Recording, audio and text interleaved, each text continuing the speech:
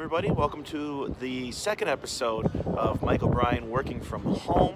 If you watched the first episode, first of all, thanks to the dozens and dozens of the viewers of Mike O'Brien Working From Home. Episode 1, we went over the North End. If you want to view that episode, it'll be right on the page, right on my YouTube page and Facebook, and share it and all that great stuff. I want to thank you for all watching that and liking it. We had like 20. We're basically going to beat the viewers of MASH, the last episode of MASH, I think, and really get a lot of viewers here, I think, for this next one here. Today we're going to talk about the Boston Garden. But first, before we do that, of course, Mike O'Brien Working From Home, of course, sponsored by Bud Light. I wrote a tag. They don't actually give me money, but I did write a tag for them. So Bud Light, if you're on a fixed income of $13 a day, make sure you use that money on Bud Light and it'll help you find your way. So once again, thank you to our sponsor, Bud Light. We're going to be talking about the TD Garden, or Boston Garden as we call it today. If you look straight ahead, you'll see two obelisks up there. That is actually the Zakim Bridge. Now, there's also a building in the way. Behind that building, that is the Boston Garden, the TD Garden. The TD Garden originally opened up in 1995. It was originally called the Shawmut Center, but it was the Shawmut Center, the Shawmut Bank, no longer in business, obviously, and they went out of business pretty quickly, and it was later changed to the Fleet Center, which it was known for many years, and then switched to the TD Garden, which everyone just kind of calls it now, the Boston Garden. This one opened up in 1995, home of the Boston Bruins hockey team, Boston Celtics basketball team. Of course, both teams not playing right now. If you go to the back of the Boston Garden, kind of the side back entranceway, right now there's actually a luxury condo complex right next to this door. It is the back door of the Boston Garden. It's called the Elephant Ramp. Now, that Elephant Ramp, that's how they get all the basketball team buses, hockey team buses, all the tour buses for all those great concerts that have been at the TD Garden. Think of all the great concerts been in that arena. I mean, New Kids on the Block, Marky Mark and the Funky Bunch, New Edition, Bobby Brown, Belle Biv DeVoe, Boston, Aerosmith, Jay Giles Band. All the greats have gone up that ramp. Now, that ramp is called the Elephant Ramp because it was made specifically for the elephants of the Ringling Brothers Circus. Now, when the circus was in town, the elephants would walk up that ramp. It was made at a specific angle where the elephants would walk up that ramp. They would never stop walking. Now, I have no idea why that happened. I never really talked to the elephants about it. I'm just going off what people tell me on that one, you know. True story, I used to be a limo driver here in the city of Boston. Got to drive up that ramp with Carol King for the One Fun concert. We were pretty tight. Not she never returns my calls, sadly. Carol, hi. I'm sure you're watching. Hi, how you doing? Anyways, you can tour the Boston Garden. Also, in the Boston Garden, the TD Garden is the North Station subway and commuter rail. So if you're going to be on the subway, you want to get on the orange line or the green line, take you right to the Boston Garden. Also, they have the commuter rail there that you can connect. Now, if you're going to north with the commuter rail, you go to North Station, go to south, you go to South Station, and for whatever reason, you can't take a train between the two. The original Boston Garden opened up November 27th, 1928, and it was originally made for boxing, so all the seats face the middle where the boxing ring would be. So when hockey and basketball came along, really horrible sight lines for the hoops and the hockey nets. Most of the seats, almost 2,500 seats, you couldn't see the hoop or the hockey net. There's about 15,000 seats in the arena. So it's actually a really horrible place to watch a game, almost kind of like how Fenway Park still is today. If you sit in the blue seats, sometimes you can't see anything. It happened a lot with that Boston Garden, the original Boston Garden.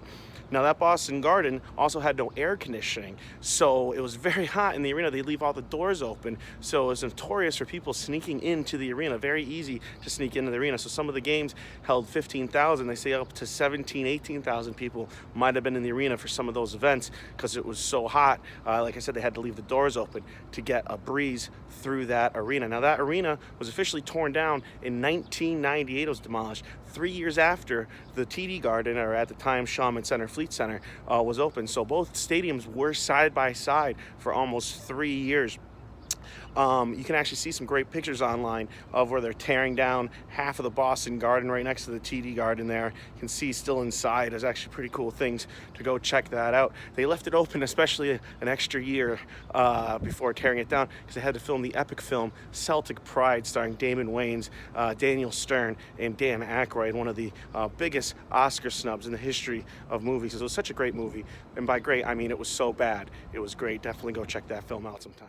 Now I'd like to show some pictures of me in my element at the Boston Garden. Here you'll see me at a Harlem Globetrotters game trying to give daps to the Washington Generals as they're coming off the court. Of course, socially unacceptable now because you're not supposed to give high five or daps.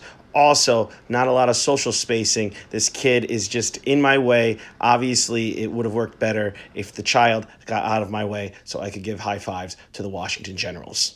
And here's a picture of me and my lady, Macy Mary Perkins, at the said Harlem Globetrotters game. Of course, I purchased tickets that were cheaper, and we moved down closer. It was a wonderful experience. I highly recommend moving down whenever possible. At the Boston Garden, it is actually very easy to do those things. So when the Celtics and Bruins come back, you got to buy the poor people's seats, move down to the rich people's seats. There's always seats available.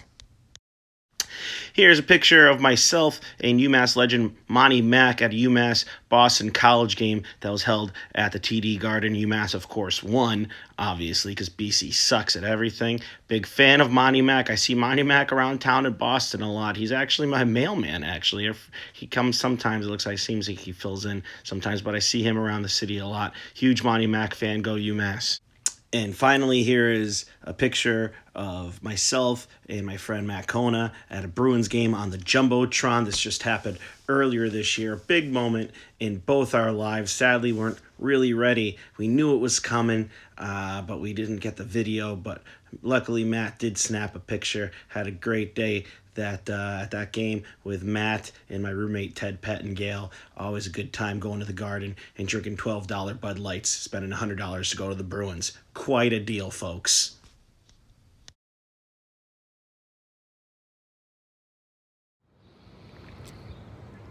Well, folks, thank you so much for watching Mike O'Brien Working From Home, Episode 2 about the TD Garden / Old Boston Garden.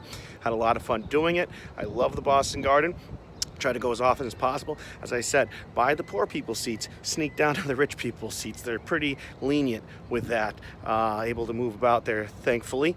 Come back tomorrow. Don't know what I'm going to talk about yet, but I'll figure it out. There's a lot to see from my rooftop. Once again, I'm a tour guide here in the city of Boston.